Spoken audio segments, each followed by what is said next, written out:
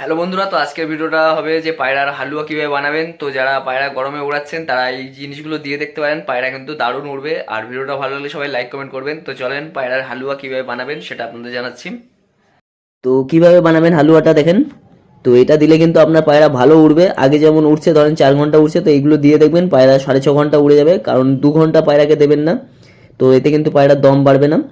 যেসব পায়রা blood line আছে ভালো, যেমন 4 ঘন্টা 5 ঘন্টা এরকম উড়ে, ওইসব পায়রাকে দেবেন, ওদের দেখবেন অনেক তাড়াতাড়ি দম বাড়বে। তো আপনারা বাদাম নেবেন 10টা, অ্যালমন্ড বাদাম নেবেন 10টা। এগুলো আগের দিন রাতে আপনার ভিজিয়ে নিতে হবে। তারপরে এটাকে জল থেকে বের করে নিয়ে এর খোলসটা ছাড়িয়ে নিয়ে এগুলোকে পিষে নেবেন 10টা বাদাম। তারপরে আপনাকে নিতে হবে পোস্ত। পোস্ত নেবেন 1 চুটকি, হাতের এরকম চুটকি, মানে আপনি হাতের মধ্যে যতটা ওঠে 2 আঙ্গুল দিয়ে তুলবেন, যতটা ওঠে 1 চুটকি নেবেন। আবার নেবেন কিশমিশ।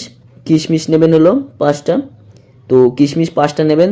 তো এই কিশমিশের ভিতরে একটা দেখবেন সুতোর মতো থাকে, আর উপরের যে ছালটা থাকে ওই ছালটাকে আপনি বের করে আর সুতোটাকে বের করে বাদ বাকি যে ঝোল ঝোল টাইপের মাংস টাইপের থাকবে যেটা, ওটা আপনি নেবেন 5টা।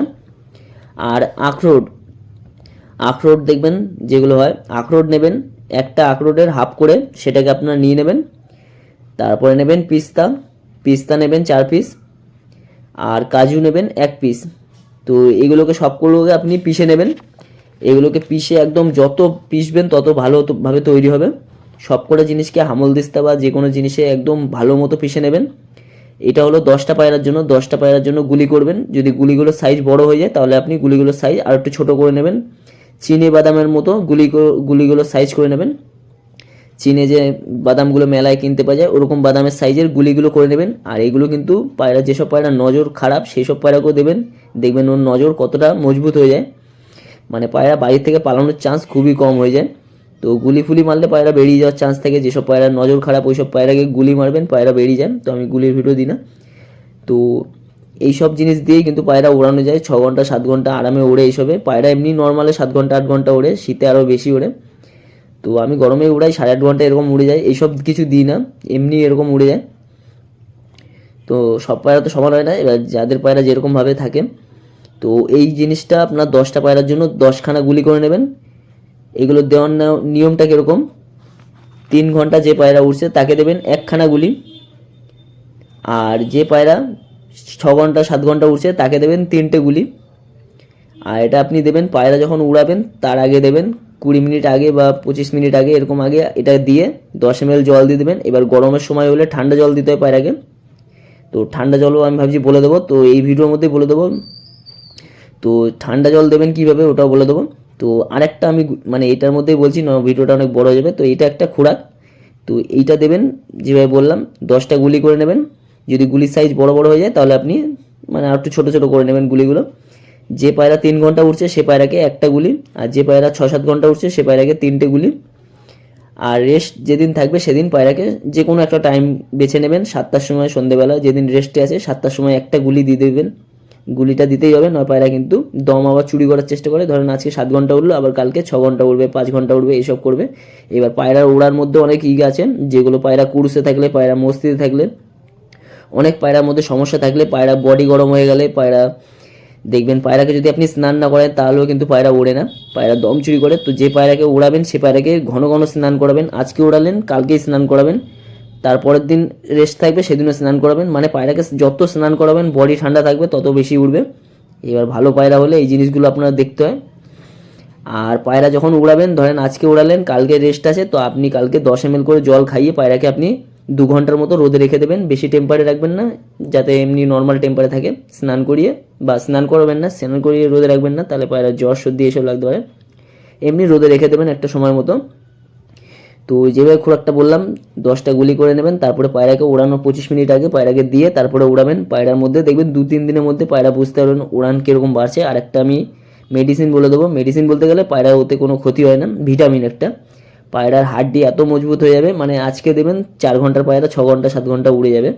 ভালো লাইন হলে তাড়াতাড়ি লাইন মানে দম বাড়বে। তো এবার ঠান্ডা জলটা বলে দিচ্ছি, যে জলটা দিয়ে উড়াবেন। এবার আপনারা ঠান্ডা পানি কীভাবে বানাবেন ওটাও আপনাদের শিখিয়ে দিচ্ছি। এটা নর্মাল ঠান্ডা পানি, কিন্তু এতে দারুণ কাজ হয়, দারুণ। মানে যে পায়রা 7 ঘন্টা 8 ঘন্টা উড়ে বডি একদম শুকিয়ে যায়, এটা দেওয়ার পর পায়রার বডি শুকাবে না। পায়রা উড়ে নামার পর আপনি বুঝতেই পারবেন না যে এতক্ষণ পায়রা উড়ে এসছে। মানে কিছু জিনিস লাগবে যেগুলো আপনার বাড়িতেই আছে। তো বাদ বাকি তো ওই হালুয়াটা যেটা বললাম ওটাও আপনার বাড়িতে আছে। তো আপনার যেগুলো লাগবে, একটা মাটির হাঁড়ি লাগবে, মাটির হাঁড়ি নিয়ে নেবেন। আর লাগবে হলো জিরে হলো হাফ চামচ জিরে নেবেন।